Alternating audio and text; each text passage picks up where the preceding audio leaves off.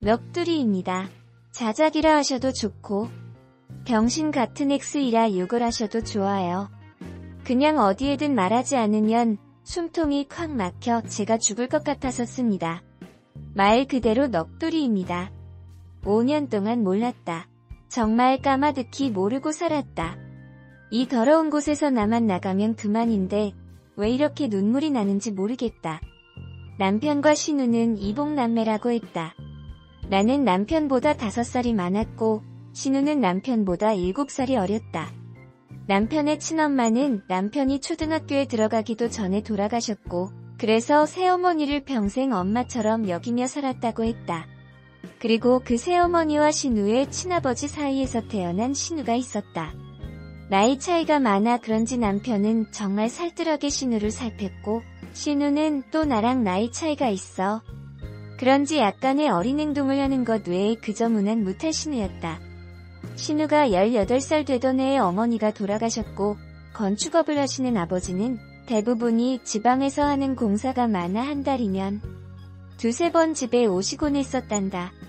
가끔 도우미 아줌마를 부르기도 하고 남편하고 신우가 청소랑 밥해가며 서로 챙기며 살아가던 시절에 나는 남편과 한참 연애 중이었다. 그때 신우 나이 20살 남편 27 나는 32이었다. 32에 나는 27에 남자친구가 나와 결혼해주지 않을까봐 전전긍긍했고 어린 신우를 시집갈 때까지 같이 보살펴주기로 하는 조건을 걸고 나는 34세 이 남자와 결혼했다. 신우는 성격에 무탈한 편이었고 자기 일은 자기가 스스로 하는 편이라 크게 부딪힐 일이 없었다. 집은 시아버님 명의로 된 45평형대의 아파트였고 여전히 아버님은 한 달에 2~3번만 오셔서 하루 정도 주무시고 식사하시고 지방으로 가시고 있다.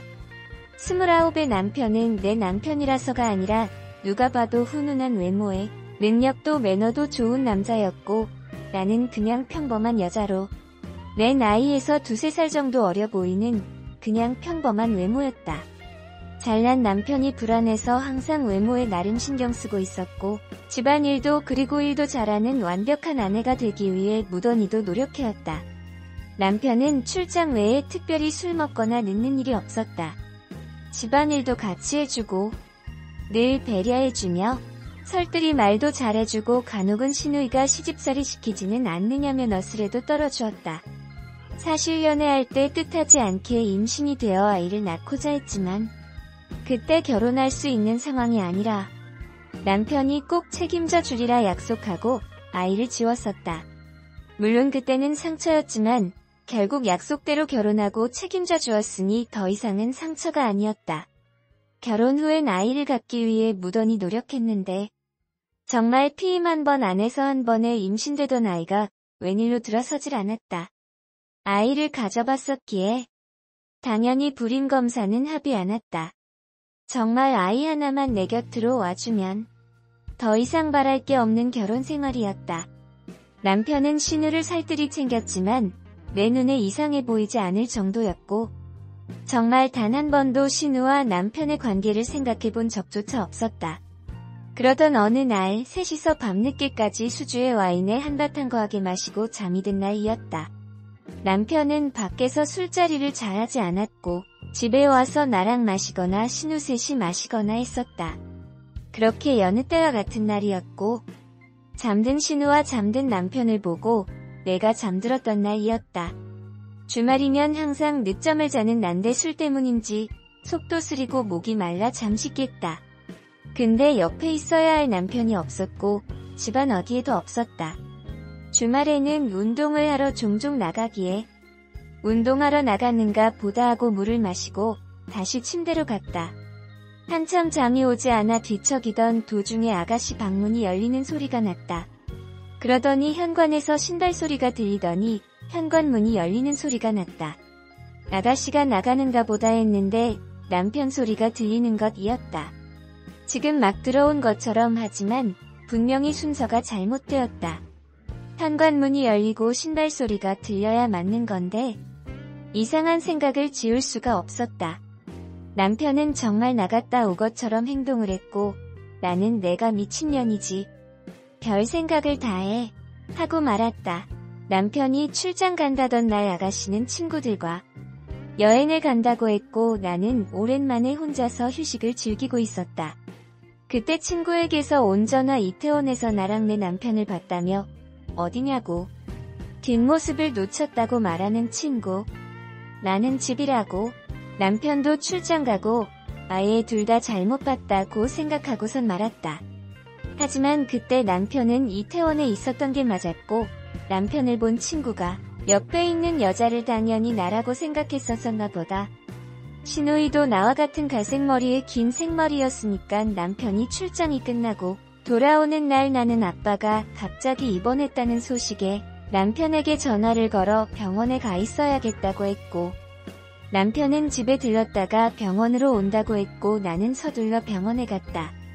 아빠는 아주 가벼운 부상이었고 엄마가 유난을 좀 떠신 거라 대충 수습을 하고 집으로 돌아왔다. 남편은 아직 돌아오지 않은 상태였다. 드레스룸에서 옷을 내려놓고 있는데 남편이 들어오는 소리가 들렸다. 나는 놀래주려 드레스룸 불을 끄고 남편이 오길 기다렸다. 그런데 남편 혼자가 아니었다.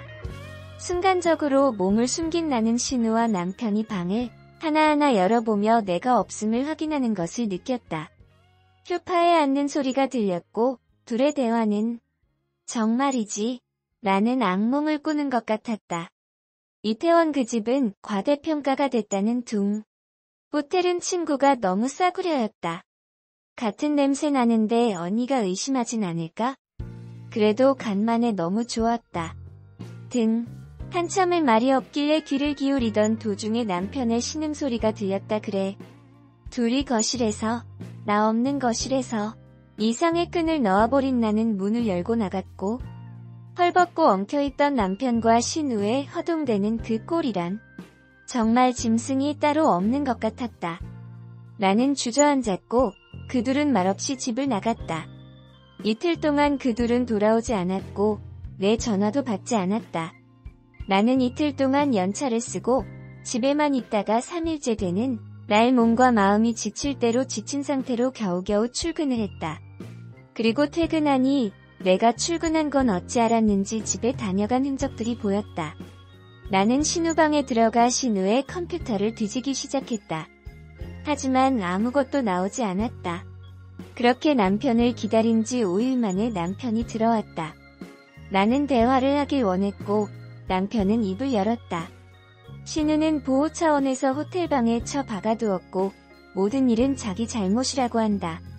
그러면서 그때서야 신우는 사실 새어머니가 데리고 들어온 갓난아이며 피가 섞이지 않았다고 새어머니를 받아들이지 못하는 할머니 때문에 애를 낳아왔다고 아버지가 거짓말을 한 것이란다. 새어머니가 돌아가시고 나서 신우는 남편에게 많이 의지했고 밤낮 집에서 단둘이 지내는 일이 많아지면서 그렇게 둘이 관계를 시작했다고 한다. 그때 신우가 고딩, 남편은 군 전역했을 때였다고 한다. 몇 번 끊고 서로 새롭게 살아보려 했지만 잘 안됐고 가족, 연인, 그 이상의 감정이라 더 이상 끊어낼 수가 없다는 사실을 깨달았다고 한다. 나랑 연애하는 기간에는 물론이고 결혼하고 나서도 내가 집에 없을 때 둘의 관계를 계속 지속해왔다고 다 털어놓았다. 신우가 간혹 생겼다던 남친도 다 거짓말이었고 내 눈을 피하기 위한 일종의 작전. 신우의 철없는 행동으로 혹시나 내 의심을 살까봐 남편이 그동안 케어한 것까지. 신우는 9년, 거의 10년을 남편을 남자친구로 생각하고 살았고 남편은 신우를 위해 정관수술까지 했단다. 내가 아이 가지면 아이를 죽일지도 모르겠다는 말을 해서 정말 믿을 수가 없었다. 순순히 자기 입으로 시인을 했지만 간통죄가 없어졌으니 이 둘을 실형살게 할 순 없었다. 이혼 소송을 해서 재산이라도 뺏어보려 했지만 변호사와 상담하니 어차피 둘이 결혼해서 같이 모은 돈 반 나누는 거 외엔 위자료 1천에서 3천 정도 받을 수 있을 거란다. 그런데 남편이 1억을 주겠다며 소송하지 말고 조용히 형이 이혼하자고 한다. 같이 모은 돈도 다 날 주고 위자료로 1억을 주겠단다. 그래, 신우를 위해서인가 보다. 시아버지란 사람도 이미 알고 있는 것 같고, 죽은 새 엄마라는 사람과 서류 혼인도 하지 않았었고, 신우는 친아버지 호적에 등록되어 있는 상태로 둘은 정말 완벽한 남남이니, 이제 나만 없어지면 둘이 잘 먹고 잘 살 수 있겠지. 서류는 이미 접수했고 5년 동안 모은 돈은 전부 다에게로, 그리고 위자료 1억은 오늘 입금이 되었다. 나와 대화한 이후로 남편은 신우와 호텔방 생활 중이고 단 한 번도 들어오지 않았다. 나는 이제 내 옷가지들만 싸서 나가면 되는 곳인데 왜 이렇게 가슴이 먹먹하고 찢어질 것 같은지 모르겠다. 우리 부모님은 모르시고 내 친구들도 아무도 모르는데 나는 오늘 어디 가서 울어야 할지 모르겠다. 감사합니다.